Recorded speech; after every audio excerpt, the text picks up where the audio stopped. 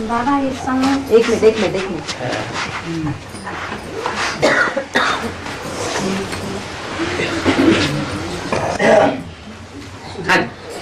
बाबा ये संगम युग के नहीं जाना चाहिए ना? है संगम युग नहीं जाना चाहिए ना? संगम युग नहीं जाना चाहिए। अच्छा, माना आप 84 जन्म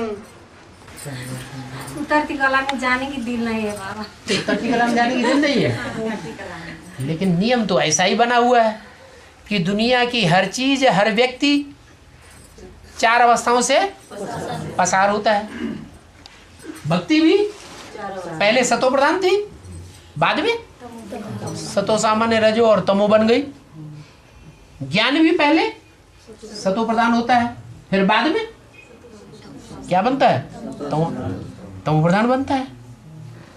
अब एडवांस में जो आने वाले पुराने हैं, चलो काठमांडू के ही सही, वो बताएं कि पहले अवस्था ज्यादा अच्छी थी शुरुआत में या अब ज्यादा अच्छी है? पहले ज्यादा अच्छी थी। क्यों? पहले सतो प्रधान ज्ञान होता है, फिर बाद में ज्ञान भी तमो प्रधान। जितना चीज विस्तार को फैलती जाएगी उतनी उसकी ताकत कम होती जाती है। जैसे पृथ्वी है, पृथ्वी पहले भारतवर्ष में ही पृथ्वी थी, बाद में दूसरे धर्म की आत्माएं आई, पृथ्वी का विस्तार होता चला गया। अरब देश में इस्लामी आए हैं, चीन और जापान में बौद्धी आए, बौद्धी खंड हो गया। इंग्लैंड में, ब्रिटानिया में, यूरोप में क्रिश्चियन आए, वो अमेरिका, दक्षिणी अमेरिका में फैल गए, तो दुनिया का विस्तार होता गया। तो जितना ज्यादा विस्तार होता है उतनी सच्चाई की ताकत कम होती गई या बढ़ती गई? प्योरिटी की ताकत कम होती गई या बढ़ती गई? कम होती गई। ये नियम है कि जितना विस्तार को पाते जाएंगे उतना ताकत कम होती जाती है। तो यहाँ भी ऐसे ही है। सेवा देते समय एक भाई का प्रश्न था हाँ। कि राम क्या केवल 14 वर्ष के लिए ही वनवास गए थे? हाँ हाँ, तो इसका उत्तर क्या दिया जाए? अब हम तो जान गए हैं जी हाँ, कि शिव बाबा जब इस सृष्टि पर आते हैं और संसार में प्रत्यक्ष होते हैं भगवान के रूप में, गॉड फादर के रूप में, तो रामकृष्ण वाली आत्माओं के द्वारा प्रत्यक्ष होते हैं, किसी दूसरे के द्वारा प्रत्यक्ष होते हैं? रामकृष्ण के द्वारा ही होते हैं। हम तो जानते हैं कि तू ही राम है, तू ही कृष्ण है, तू ही शंकर है, तू ही शिव है। माने पर्सनालिटी एक ही है या 2 हैं या 4 हैं? पर्सनालिटी तो एक ही है। तो राम वाली आत्मा जो राम बाप कही जाती है, वो ज्ञान को पहले समझती है या कृष्ण वाली आत्मा ज्ञान को पहले समझती है? राम वाली आत्मा पहले समझती है। तो जो पहले समझेगी ज्ञान को, वो ज्ञान के विस्तार में पहले जाएगी या बाद वाली जाएगी? पहले समझेगी, वही जाएगी पहले विस्तार में। और जो जितना विस्तार में जाएगा उतनी पावर कम होती जाएगी। विस्तार में तो पावर, विस्तार में पावर नहीं रहती। तो राम वाली आत्मा और कृष्ण वाली आत्मा दोनों के द्वारा शूटिंग होती है। दोनों ही आत्माएं एक पर्सनालिटी, एक व्यक्तित्व में शूटिंग का कार्य करती हैं या अलग अलग व्यक्तित्व होते हैं, अलग अलग पर्सनालिटी होती है? पर्सनालिटी तो एक ही है। तो जब शूटिंग का कार्य शुरू होता है आत्मा मन बुद्धि के लिए 76 से, तो उतरती कला की शुरुआत कब होती है? कौन से युग से होती है? उतरती कला की शुरुआत द्वापर युग से। तो द्वापर युग की शूटिंग कब खत्म होती है? एडवांस ब्राह्मणों की दुनिया में द्वापर युग की शूटिंग कब पूरी हुई है?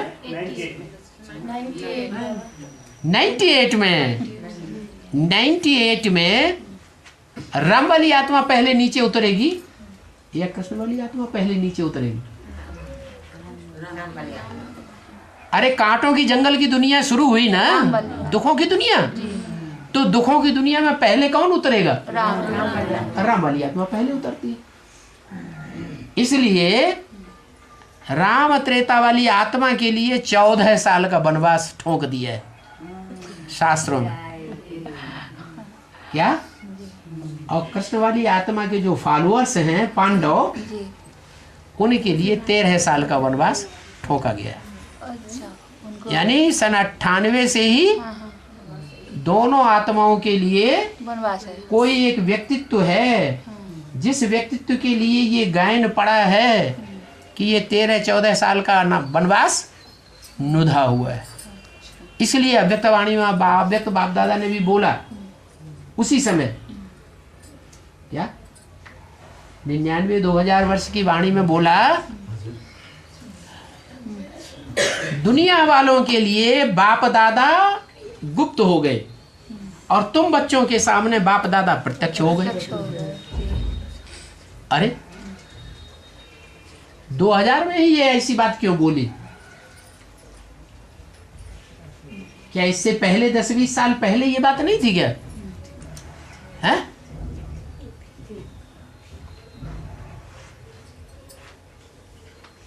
मानो गुप्त होने का मतलब कोई ढूंढना चाहे तो भी मिले नहीं, कोई सूत्र ही ना मिले। कोई यहाँ ऐसा बैठा है कि जब ढूंढना चाहे तभी ढूंढ ले, जब चाहे तभी फोन कर दे बाप दादा को, है? नहीं ना। तो बोला कि दुनिया वालों की नजरों के सामने गुप्त हो गए और तुम बच्चों के सामने प्रत्यक्ष हो गए। तो वो कौन कौन सी आत्माएं हैं? बाप और दादा जिनको कहा जाता है।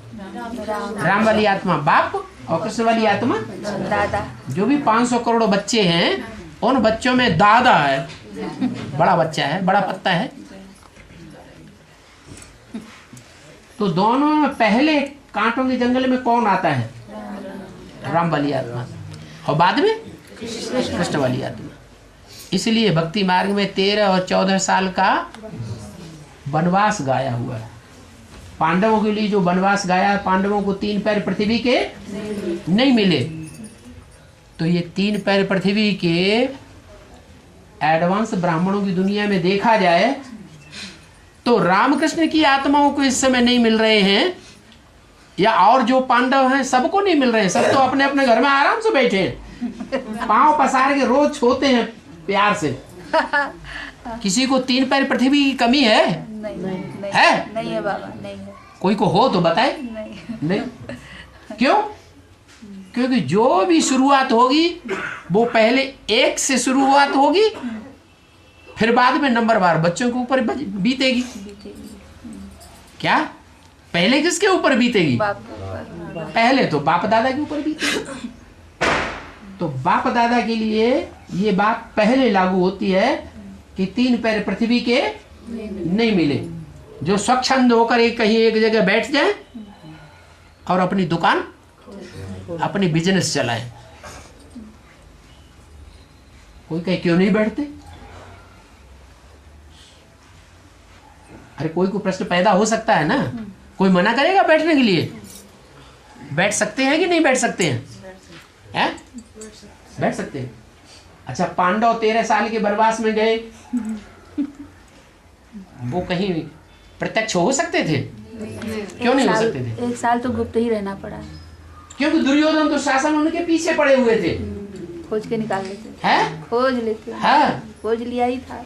तो ऐसे ही राम वाली आत्मा हो भगवान, चाहे कृष्ण वाली आत्मा हो कृष्ण भगवान, चाहे शंकर वाली आत्मा हो शंकर भगवान।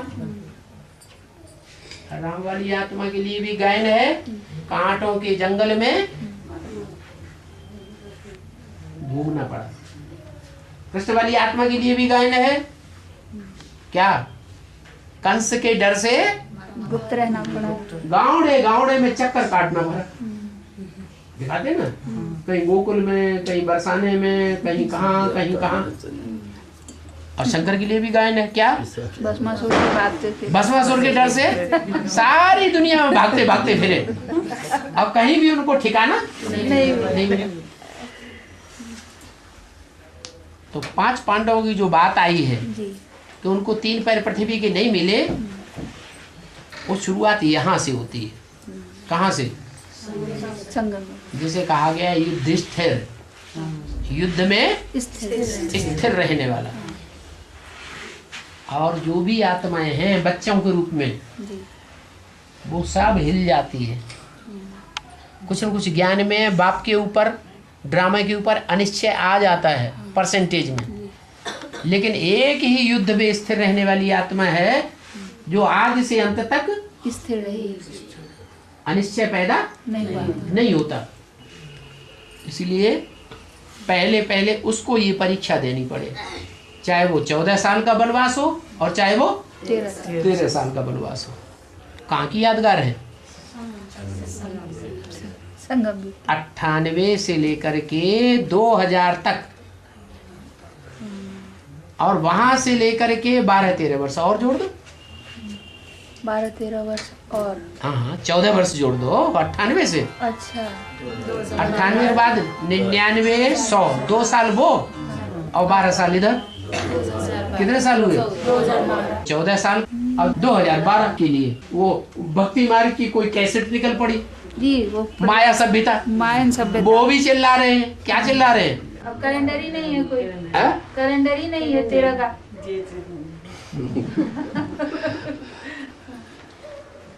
तो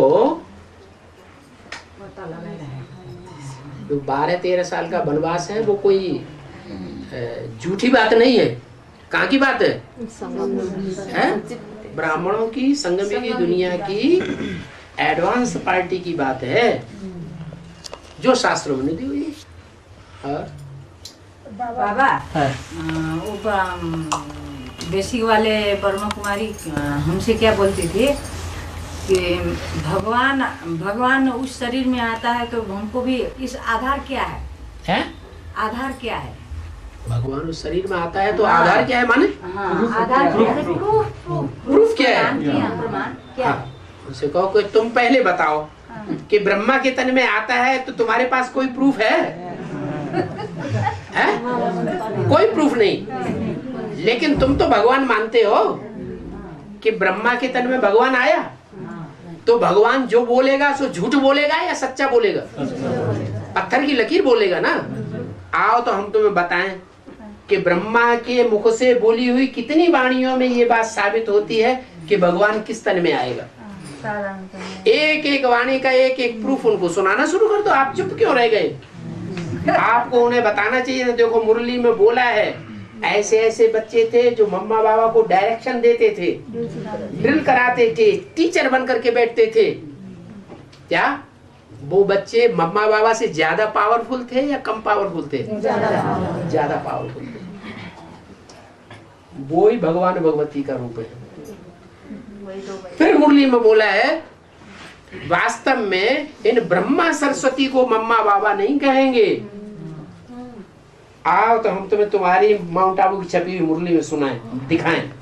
दिखाने के बाद भी मानते नहीं बाबा। क्या? दिखाने पर भी नहीं मानते हैं। तो हम तुम्हें सुप्रीम कोर्ट में खींचेंगे। पड़ेगा बाबा, अब क्या? ही नहीं है। क्या? सुप्रीम कोर्ट में उनको खींचना ही पड़ेगा इस बात के लिए। हाँ, तो हम तुम्हें सुप्रीम कोर्ट में खींचेंगे। ठीक। माँ तुम्हारी थू दैया हो जाएगी, सब तुम्हारे ऊपर थूकेंगे। हिंदू, मुसलमान, सिख, ईसाई सब तुम्हारे ऊपर थूक मार देंगे। हमसे तो तुम झगड़ा बाप का नाम बदनाम करने वाले बन जाओगे। ब्रह्मा की दाढ़ी की लाज नहीं रखेंगे, न रखने वाले साबित हो जाओगे। होशियार हो जाओ। अरे टनाके से बोलना चाहिए। वो मानती ही नहीं। उनको बताओ कि जो तुमने मुरली छापी है ना, उस मुरली में ही बाबा ने बताया क्या 20-25 वर्ष की बात बताई है। मानते ही नहीं। हमसे झगड़ा हो गई है। हमसे झगड़ा हो गई। नहीं, तुमसे झगड़ा कैसे हो जाए? तुम तरीके से उनको उनकी मुरली की ही बातें सुनाओ।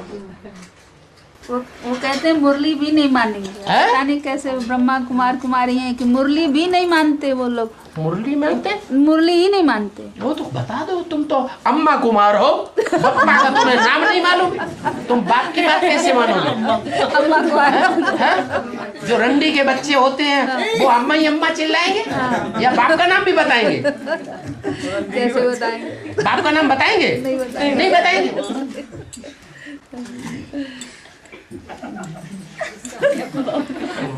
बाबा ये कुछ बेसिक परेशानियां हैं, जैसे बाहर हम सेवा देने जाते हैं तो जो ब्रह्मा कुमार कुमारी नहीं है, उनको कोई ज्ञान भी नहीं है, तो उनके यहाँ अब अपने बर्तन वगैरह तो लेकर के नहीं जा सकते, और उनके यहाँ जो है वो पवित्र बर्तन भी नहीं मिलते हैं। अब तो ऐसा बाहर का आप ज्यादा से ज्यादा कितने दिनों के लिए जाते हैं सेवा करने के लिए? कम से कम 1 हफ्ते के लिए तो जरूर ही जाएंगे, तो उसके पहले तो बाबा ने कहा है अब टाइम नहीं रहा, 1 सप्ताह तक तुम साप्ताहिक कोर्स देते रहो।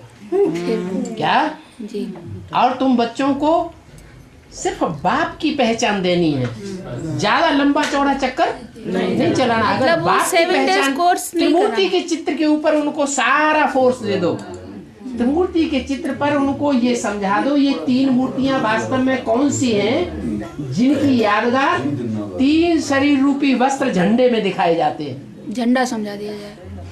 ये झंडा विश्व विजय करके दिखलावे। एक कपड़े का झंडा नहीं विश्व विजय करता है। कपड़े का झंडा जड़ है या चैतन्य है? जड़ क्या करेगा? कोई चैतन्य 3 मूर्तियां हुई हैं संसार में जो आज भी पूजनीय है मंदिरों में, उन्होंने विश्व विजय करके दिखलाई है। वो 3 मूर्तियां मिलकर के एक बन जाती है स्वभाव संस्कार से, तो सारे संसार के ऊपर उनकी विजय हो जाती है। आप एक ही चित्र के ऊपर सारा जोर दे दीजिए, ज्यादा से ज्यादा 4-5 दिन काफी है। नहीं काफी है? हम अगर बाप का परिचय है, एक बात मैं पूछ रहा हूँ, अगर बाप का परिचय बुद्धि में बैठ गया, याद रखिए, ठीक, अगर बाप का परिचय किसी की बुद्धि में पूरा पूरा बैठ जाएगा कि साकार में इस सृष्टि पर भगवान बाप आया हुआ है, तो फिर और ज्ञान सुनाने की दरकार नहीं है। फिर वो सारी बातों को मानता चला जाएगा। इसलिए आप इतना लंबा टाइम मत लगाइए, अभी आपका टाइम बहुत वैल्यूबल है। वो तो है, फुर्सत नहीं है बाबा, है? फुर्सत नहीं है। हाँ, कहाँ दौड़े हम तो, दौड़ते दौड़ते अब किधर पहुँचे किधर नहीं पहुँचे। बड़ी आपको उसमें कठिनाई हो रही है ना, कठिनाई हो रही है। लेकिन आप सरलाई के हैं, आपको सरल होना चाहिए। हाँ जी, हाँ जी, नहीं कोई कठिनाई नहीं बाबा। मैं नहीं उधर नहीं कठिनाई 4-5 दिन के लिए ज्यादा से ज्यादा जाओ बाहर। अच्छा, और हाँ। गेहूं का बढ़िया सा आटा लो, हाँ, चोकर निकाल लो, अच्छा, है? हाँ ठीक है। और उसमें हाँ। दूध डाल दो प्योर, अच्छा, पानी नहीं होना चाहिए, हाँ जी, हाँ। प्योर दूध डाल करके आटा मारो और उसे अच्छे घी में तल दो। हाँ। और तलने के बाद गरम गरम नहीं डाल देना, तो कहें बाबा आपने बताया। हाँ। ठंडा करके हाँ। और डब्बे में भर दो। और वो 4 दिन तक तो 5 दिन तक पूरा काम देगा। क्या? ठीक है। केले से खा लो, नींबू के मुरब्बे से खा लो, है? और फिर काहे के लिए आप बर्तन अर्तन की बात करते हैं?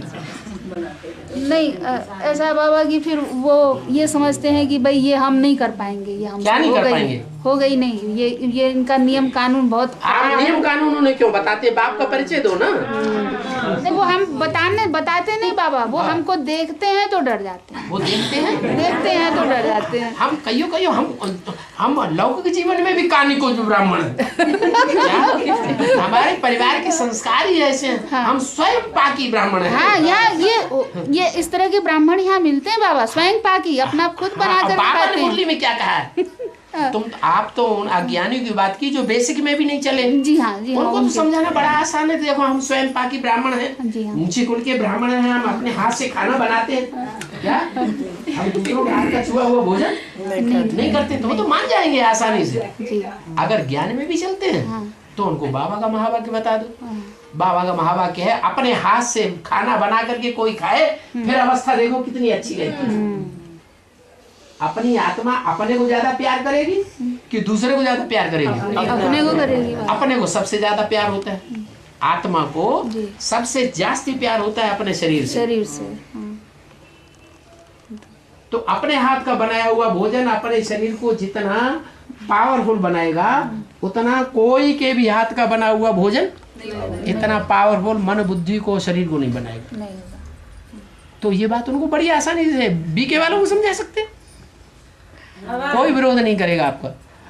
उनको नियम कानून सुनाने की जरूरत नहीं, तुम भी ऐसा ही करो। नहीं, नियम कानून तो हम नहीं सुनाते बाबा। उनको ज्ञान बाबा का परिचय देख करके ही भाई इसमें तो इतना परहेज है, ऐसे है वैसे है। और काहे के लिए परहेज? कुछ परहेज नहीं है, सहज राजयोग है इसका नाम। मैंने भी बताया कि भाई देखिए, अब जब बीमारी कड़ी होगी तो उसका थोड़ा सा परहेज तो करना ही पड़ेगा।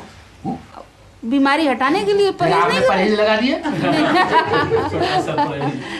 नहीं, कुछ तो देख रेख तो कर। बिल्कुल सहज राजयोग है। सहज राजयोग, सहज ज्ञान योग। लेकिन सहज कब हो जाता है?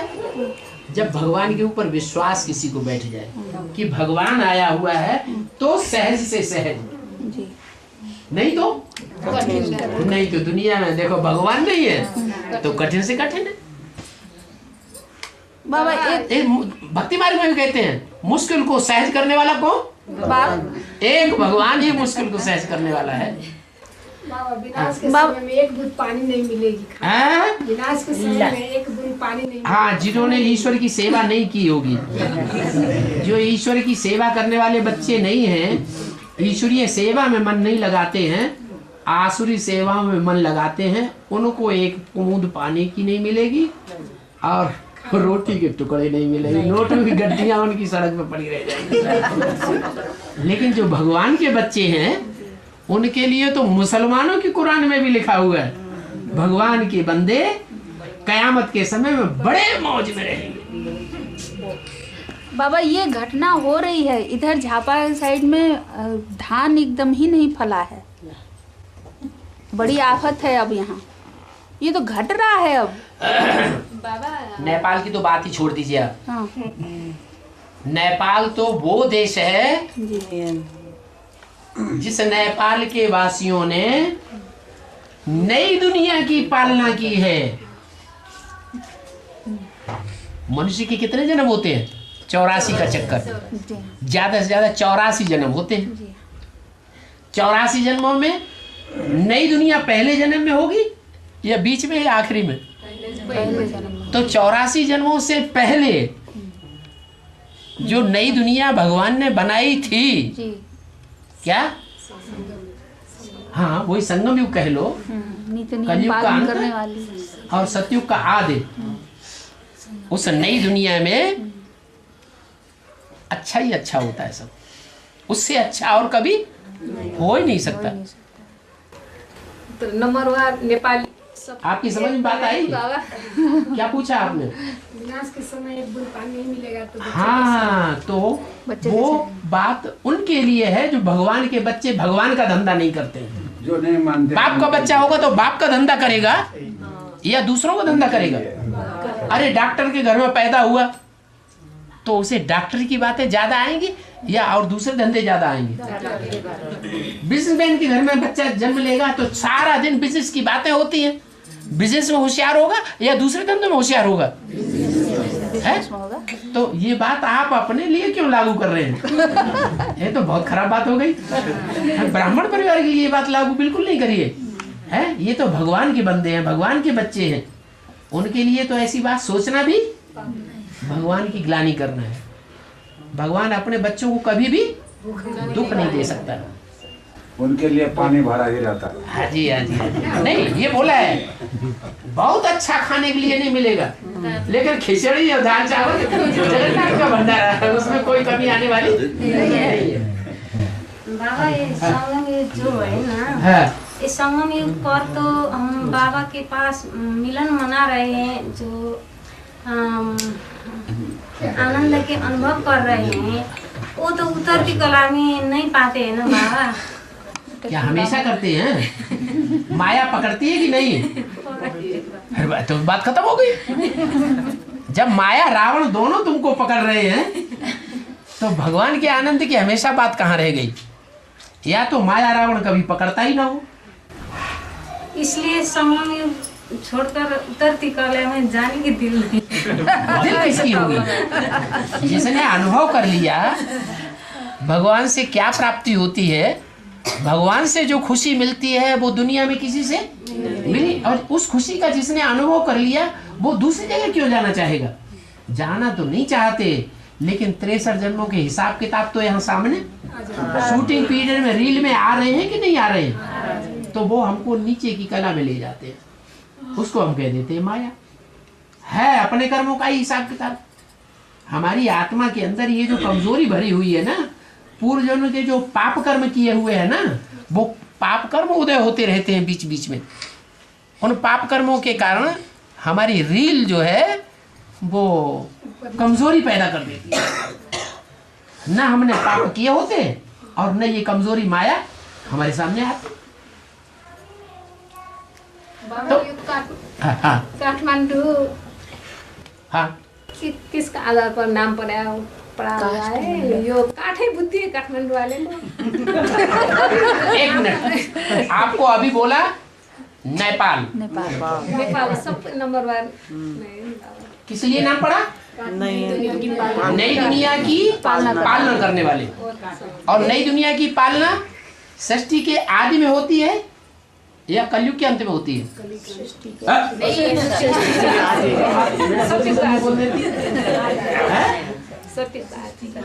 नई दुनिया की शुरुआत है सतयुग, और सतयुग के आदि में ही भगवान ने आके नई दुनिया स्थापन की होगी। तो उस नई दुनिया की जो शुरुआत है, उस समय जो शुरुआत करने वाली आत्माएं होंगी वो तो ऊंची स्टेज में रहने वाली होंगी, या नीचे पाताल लोक में रहने वाले राक्षस होंगे? ऊंची स्टेज में रहने वाले होंगे। इसलिए जो नेपाल की राजधानी है ना, वो ऊंची स्टेज में बसी हुई है। भक्ति मार्ग में ये यादगार आज तक भी चली आ रही है। क्या पहाड़ पे है, ऐसी ऊंची स्टेज वाले हैं कि हिस्ट्री में कोई भी विदेशी ने नेपाल के ऊपर, काठमांडू के ऊपर आक्रमण नहीं कर सका। सारे हिंदुस्तान के ऊपर आक्रमण किया, नेपाल को नहीं ले सकते। लेकिन नेपाल की राजधानी काठमांडू के ऊपर हिम्मत करते हुए भी हिम्मतहीन हो गए, नहीं कर सके। प्रश्न किसने किया था? अभी प्रश्न किसने किया था? काठमांडू नाम क्यों पड़ा? तो अब नियम ये हुआ कि काठमांडू वाले जो हैं सबसे ऊंची जनरेशन है ना? तो जो सबसे ऊंचा बनता है नई दुनिया के आदि में, सतयुग के आदि में, उसका अंत क्या होगा? जो सबसे ऊंचा बनेगा वो कलयुग के अंत में क्या बनेगा? सबसे नीचा बनेगा। तो ये बुद्धि ऐसी हो जाती है, पत्थर बुद्धि कहो, कच्छ बुद्धि कहो। मंडूक कहते हैं मेढक को। मंडूक माने मेढक कहते हैं ना, कुएं का मेढक। हाँ, तो मेढक बरसात में क्या करता है? ट्रा ट्रा ट्रा ट्रा, मतलब कुछ भी नहीं। तो ऐसे ही ये नेपाल के जो बेहद के नेपाल वासी है ना, ब्राह्मण एडवांस पार्टी में, जो नई दुनिया की पालना करने वाले हैं ना, जब तामसी स्टेज होती है तो ये मेढक और इन मेढकों का जो बाप है वो सन 76 से ट्रा ट्रा कर रहा है। इस ट्रा ट्रा का कोई रिजल्ट निकल रहा है? कहीं एक भी परिवार की स्थापना हुई नहीं हुई। इसलिए नाम पड़ा है काठ का मेढक।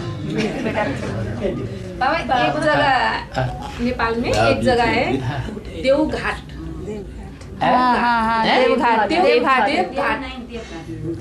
देवघाट।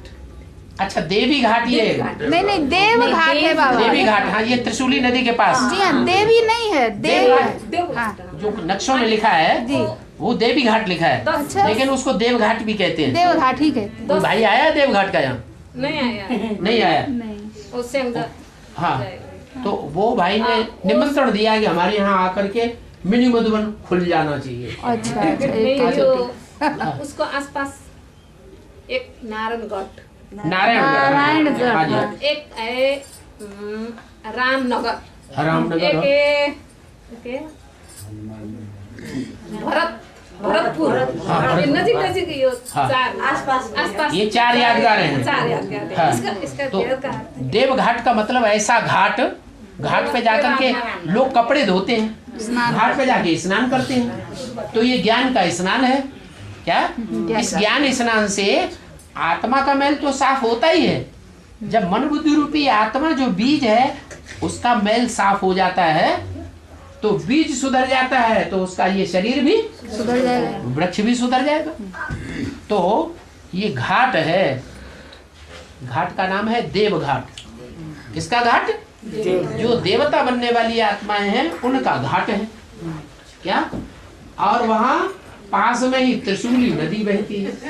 काली क्या? गंदगी 3 शूलों वाली। क्या? नहीं जो ब्रह्मा है, घाट में त्रिशूल, ब्रह्मा है ना, ब्रह्मा का भी ज्ञान का एक शूल है, कांटा है, ज्ञान का बाण, ब्रह्मा का भी बाण है, भले सुनने सुनाने का है, ब्रह्मास्त्र है तो बाण ना। ब्रह्मास्त्र, विष्णु का भी बाण है, विष्णु का वो प्रैक्टिकल धारणा का बाण है, जी ज्ञान का बाण या सुनने सुनाने का बाण है, धारणा प्रैक्टिकल धारणा का बाण धारणा है। का बाण। और शंकर जी का भी बाण है, क्या? पाशुपत अस्त्र त्रिशूल, त्रिशूल है ना, जी। ये तीनों शूल हैं। तो उनमें जो शंकर जी का बाण है वो है मन बुद्धि को सीधा चोट करता है। क्या? प्रैक्टिकल जीवन में कोई परिवर्तन नहीं आता है, प्लानिंग, लेकिन मन के अंदर, प्लानिंग, हाँ, मन के अंदर बवंडर पैदा कर देता है, क्रांति पैदा कर देता है। मन बुद्धि जो है वो ये फैसला करने लग पड़ती है हमें सुधरना है, कोई रास्ता मिले कि हम सुधर जाएं। लेकिन प्रैक्टिकल के बगैर तो सुधरना हो नहीं सकता, विष्णु तो जरूर चाहिए। तो ये 3 शूल हैं, 3 देवताओं की 3 पत्नियां हैं। वो तीनों पत्नियां जब आकर के स्वभाव संस्कार से एक जगह मिलती हैं तो उनकी यादगार में त्रिशूली नदी बन गई है। कौन सी नदी? त्रिशूली नदी। और तीसरी यादगार बताई नारायण घाट।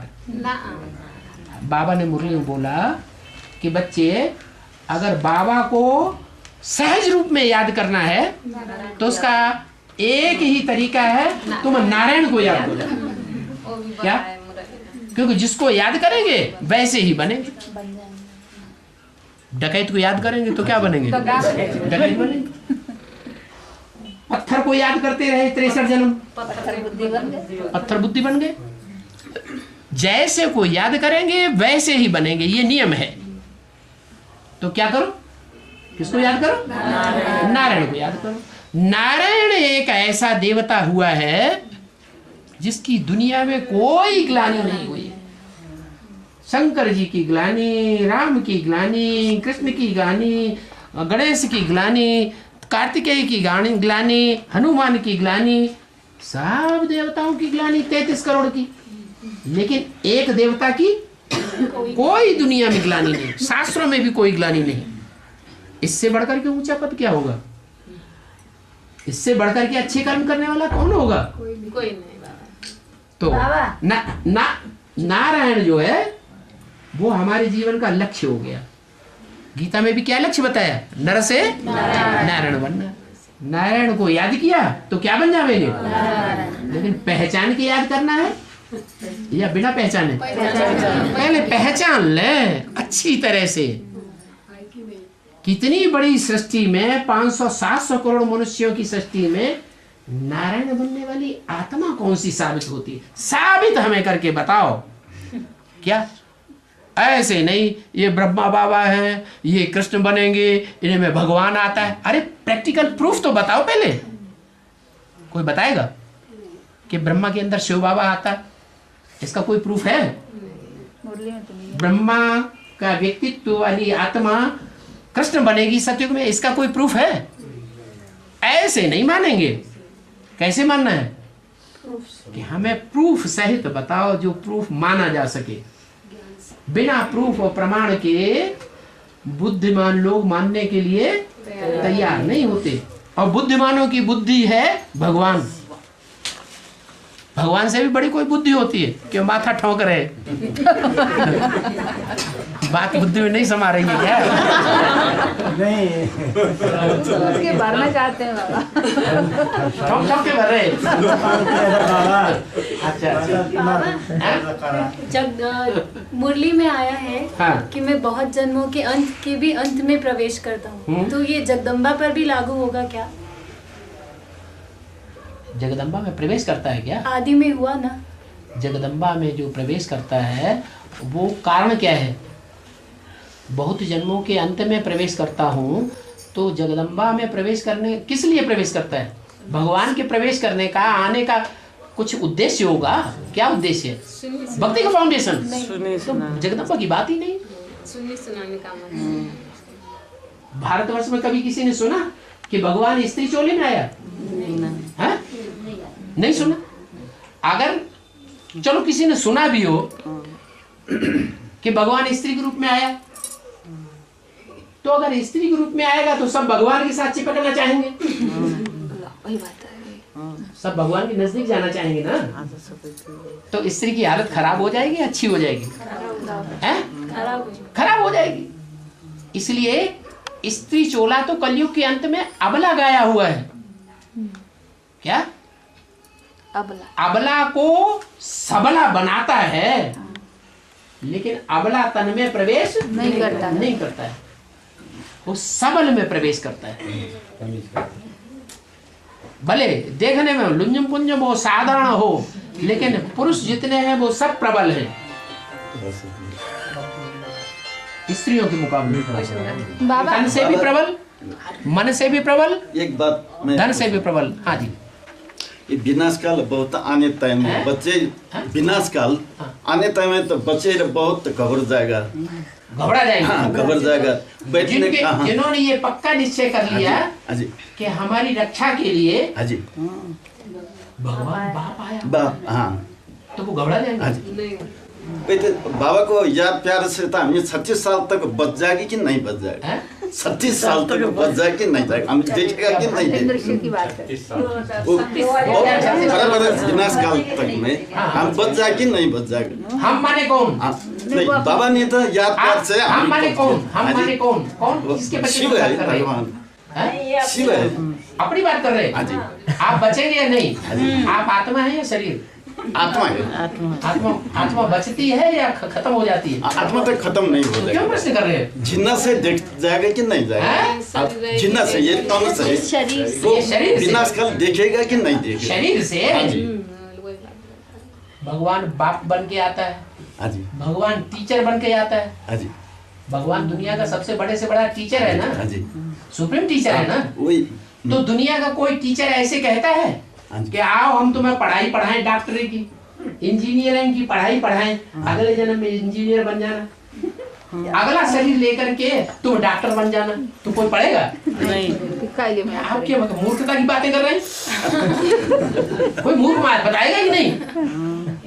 अरे भगवान पढ़ाने आया है, भगवान टीचर बन करके आया है, तो भगवान झूठी बात करेगा क्या? ये तो झूठी बात हो गई। झूठी नहीं है, झूठी बात हो गई ना। नहीं 36 साल धोबी बन करके आया है, और वो धोबी ये कहे कि आओ कपड़े हम तुम्हारे धो दें, ये शरीर रूपी वस्त्र तुम्हारा नया बना के दे देंगे, अगले जन्म में ले लेना, अगले जन्म में। तो कोई धोबी को कपड़े डालेगा? आप कैसी बातें कर रहे हैं? मैं पूछा तो मैं 36 साल तक बच जाएगा नहीं बच जाएगा? अरे भगवान बाप आया होगा नहीं धोबी के रूप में? धोबी बन के कौन आया है? कौन आया है? आया तो बाबा आया, शिव बाबा आया। अगर तो आया है, और मगर तो सारा ही खा जाता है। अगर तो क्यों?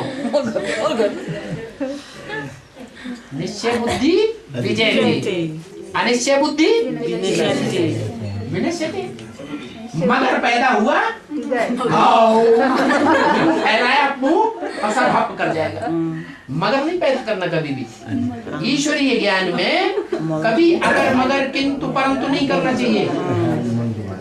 ईश्वर का ज्ञान पत्थर की लकीर है, पत्थर के महावाक्य हैं। वैसे भी भक्ति मार्ग में कहते हैं ब्रह्मम वाक्यम जनार्दन, ब्रह्म वाक्य कभी झूठा नहीं हो सकता। और भगवान ब्रह्मा के द्वारा ही वाक्य बोलता है। आप कैसे शंका पैदा कर रहे हैं? आप दोबारा कोर्स लीजिए, दोबारा भर्ती करिए। वो तो बाबा ने यार प्यार से बच जाएगा, वो 26 साल तक हम बचेगा कि नहीं बचेगा? बाबा यार प्यार ऐसा नहीं करता। बाबा तो सीधी बात करता है, पढ़ाई पढ़ोगे तो बचोगे, पढ़ाई ठीक पढ़ोगे तो तुम जरूर डॉक्टर बनो। पढ़ाई नहीं पढ़ोगे तो आज के डॉक्टर ऐसे भी हैं, थैला छाप हैं, ऐसे ही घूमते रहते हैं, सुबह से शाम तक उन्हें चवन्नी नहीं मिलती। ऐसे भी वकील हैं जो 1 रुपया पैदा नहीं कर पाते। वो तो है, तो ये पढ़ाई है। वो तो पढ़ाई जितना पढ़ेगा उतना दागे तो ये आप इतने लोगों के सामने आप अपनी पढ़ाई की कचूमर मत निकालिए। राधा वाली आत्मा कौन आत्मा है? हैं? राधा वाली आत्मा कौन आत्मा है और अभी कहाँ है और कैसी? राधा क्या? रा माने राम और धा माने धारण कर ले। क्या? राम को जो पूरा पूरा धारण कर ले सोई राधा। क्या?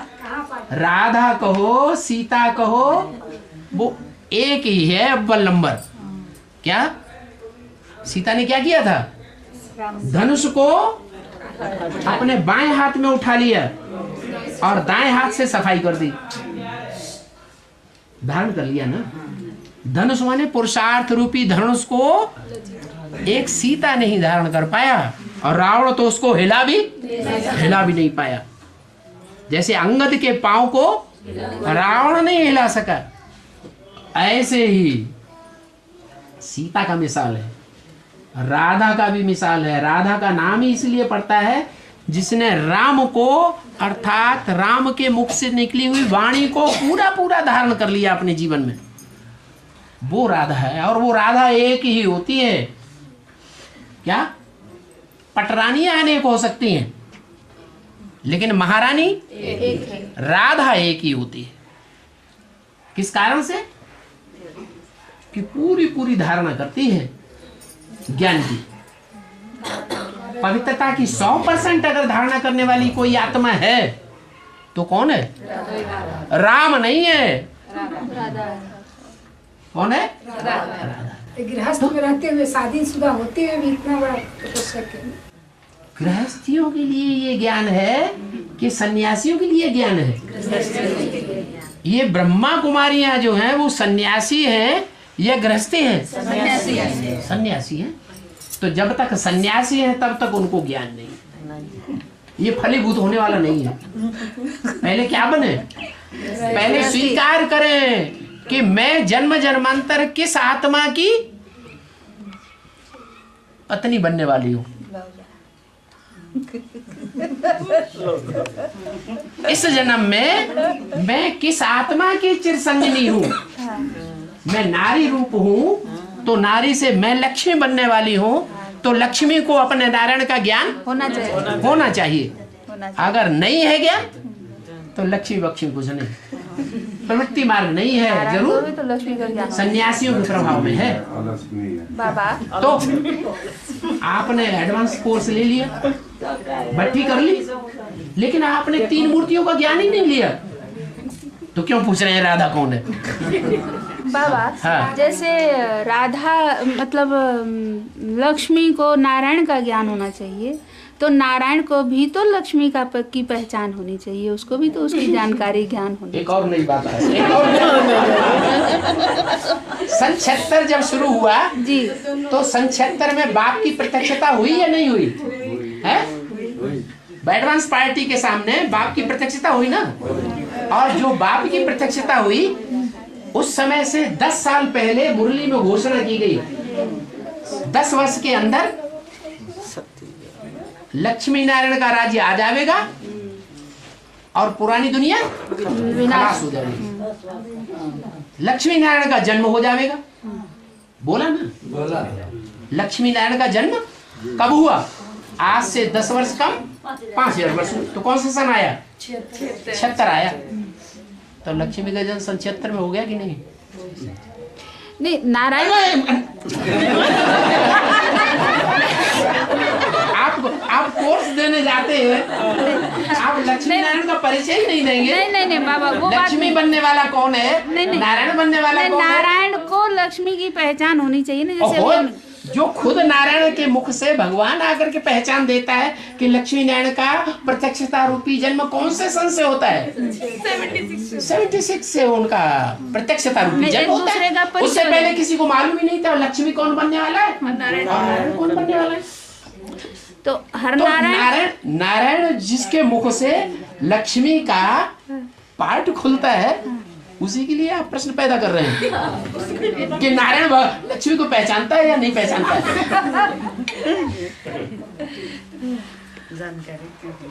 अरे लक्ष्मी नारायण के लिए रचना है या रचयिता है? रचना है। तो रचयिता रचना को नहीं जानेगा? जानेगा। ऐसा प्रश्न कर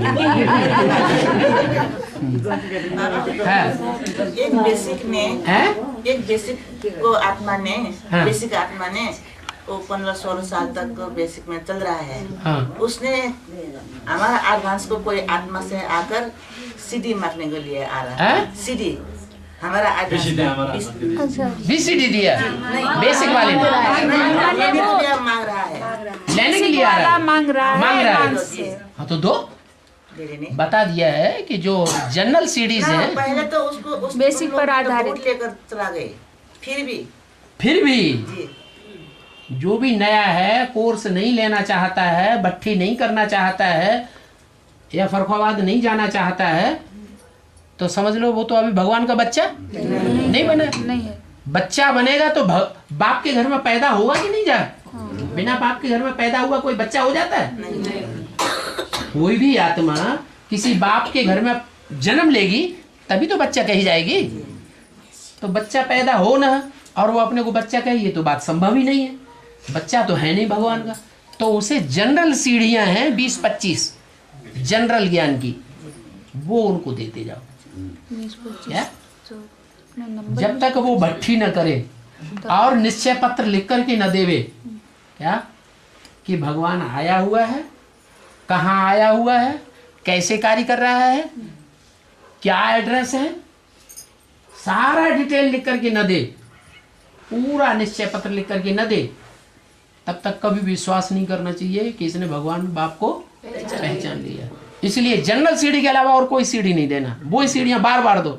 मुरली में बोला है एक मुरली को 5-6 बार सुनना चाहिए या पढ़ना चाहिए, तभी बुद्धि में बैठे।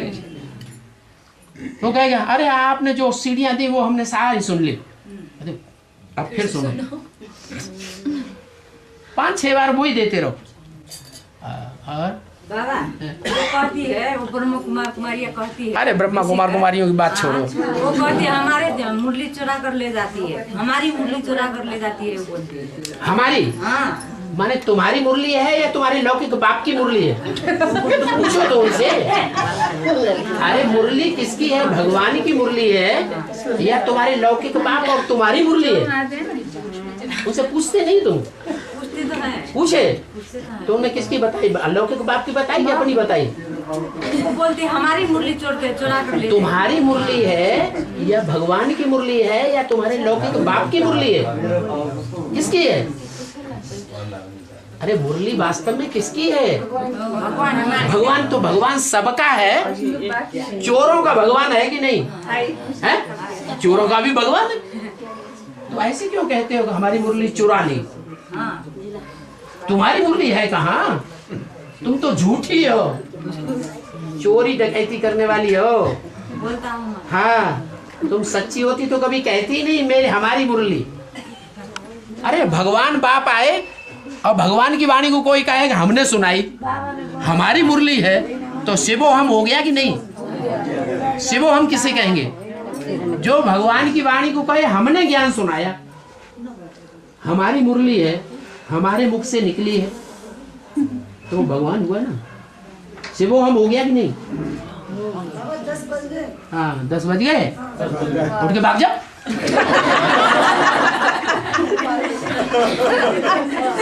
छुट्टी।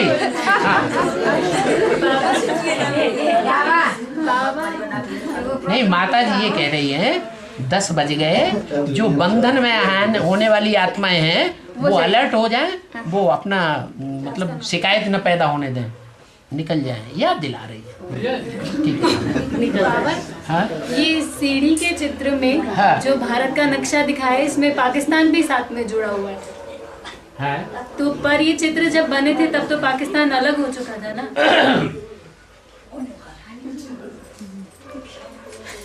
ये चित्र तो बना है तब जब मम्मा ने शरीर छोड़ा था। और ये चित्र जिसने बनाया रमेश भाई ने बुद्ध योग से,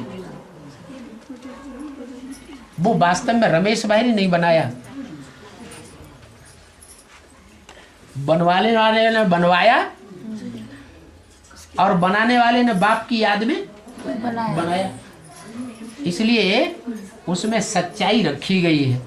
सब एक बना और वो जो भारत का चित्र है पूरा वो त्रेता के अंत और द्वापर के आदि का है या अभी का है? तो पहले का कहाँ रखा हुआ है वो? बीच में त्रेता के अंत में और द्वापर और के द्वापर के आदि में। तो जैसा द्वापर के आदि में था भारत, हाँ? हाँ? हाँ बाबा, ये जो सीढ़ी का चित्र है ना बाबा, हाँ, ये बहुत पुष्टि है वो ब्रह्मा कुमारी लोग। हाँ बाबा, हम तो पोखरा में आपसे मिले थे। हाँ जी। हम डायरेक्ट इस एडवांस ज्ञान में कैसे आ गए?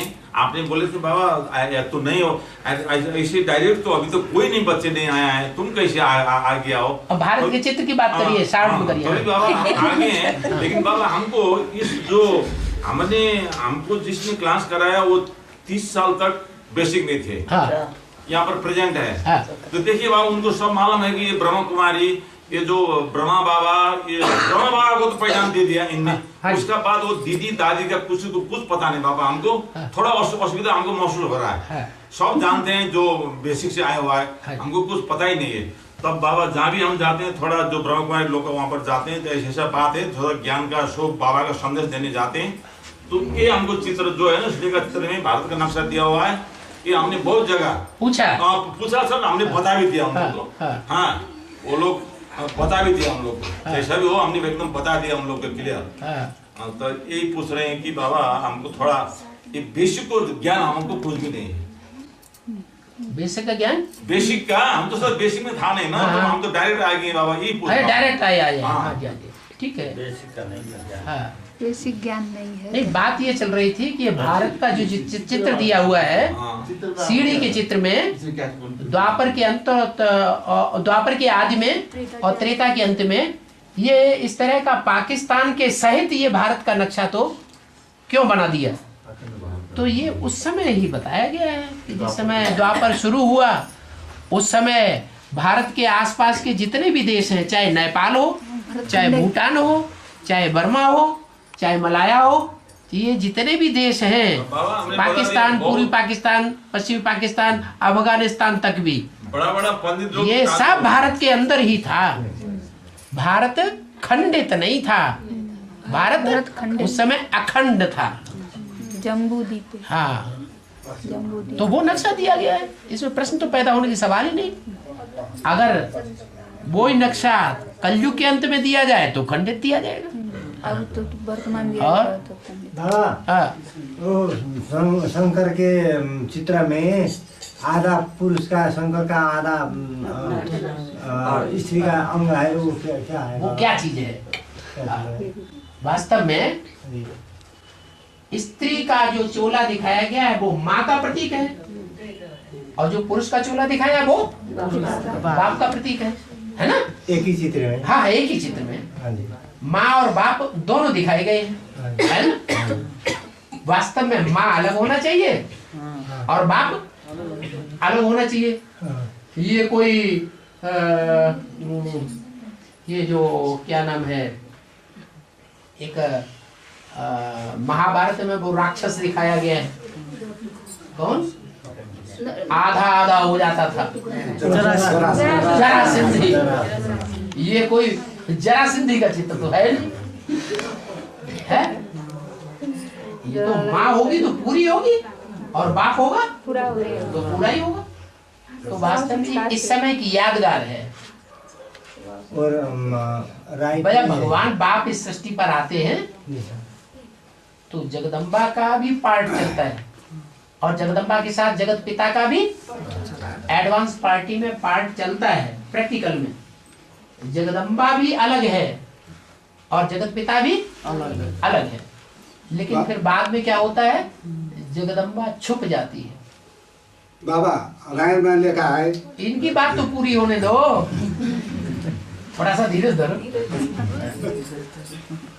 तो जगदम्बा का पार्ट जो है गुप्त हो जाता है, क्योंकि जगदम्बा को महाकाली का भी पार्ट बजाना है। इसलिए जगदम्बा का स्वरूप गुप्त होता है और जगदम्बा की जगह पालना करने के लिए कोई माता चाहिए कि नहीं? नहीं चाहिए। इतना बड़ा परिवार है एडवांस पार्टी का, ऑल इंडिया में इतने ढेर के ढेर स्टूडेंट्स हैं, 2-4 बच्चे परिवार में होते हैं तो उनके लिए भी बाप दूसरी शादी कर लेता है, बच्चों को संभाल नहीं सकता। तो यहाँ तो ढेर के ढेर बच्चे हैं, उनकी पालना माता के बगैर हो सकती है? नहीं हो सकती। ब्रह्मा बाबा सरस्वती को निर्धारित किया। ब्रह्मा बाबा दाढ़ी मूछ वाले थे, कहते थे मैं ब्रह्मा हूं, अम्मा हूं, लेकिन ये तन तो पुरुष का है। पुरुष तो दुर्योधन तो शासन है, आएगा गुस्सा, बच्चे को थप्पड़ मारेगा, बेचारा बच्चा मर जाएगा। बाबा अब तो सुनो, इसलिए बिना माता की तो काम हो नहीं सकता। ऐसा तो है नहीं कि आधी माता चाहिए, माता तो पूरी ही चाहिए ना।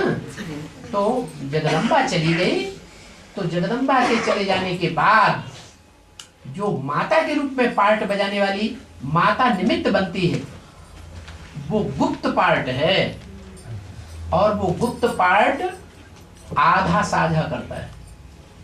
क्या आधा साझा? ये है कि जो हमारी प्योरिटी की पावर है वो बाप के पास जाए। जैसे कन्या की प्योरिटी किसके पास जाती है? पति के पास जाती है ना, तभी तो परिवार चलता है, बनता है, नहीं तो परिवार नहीं बन सकता। तो ऐसे ही जो जगदम्बा के जाने के बाद वो प्योरिटी के आधार पर जिस परिवार की पालना होनी है और अच्छे ही तरीके से पालना होती है, क्या कोई ऊपर नीचे हो जाए ऐसी बात नहीं। तो पालना होती जरूर है, लेकिन पालना के निमित्त कोई साकार शरीरधारी बनता है, और वो साकार शरीरधारी रुद्रमाला का मणका होना चाहिए या बाहर से होना चाहिए? रुद्रमाला के अंदर से ही होता है।